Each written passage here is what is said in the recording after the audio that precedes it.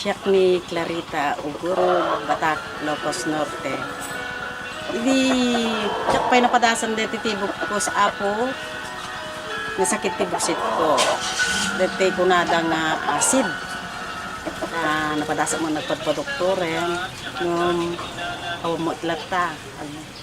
Usar kidi ko serkot ko omeprazole, ngamidi ko amang kung kanahin ti DCRL ni doktora.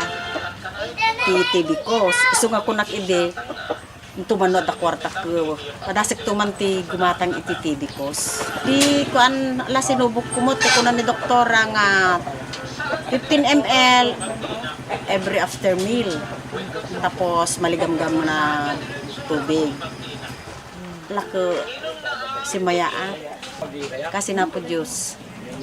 Nga napintas ni pinagbawas. Iso nga jak maiwasan dati sir, dalat pa dati ko.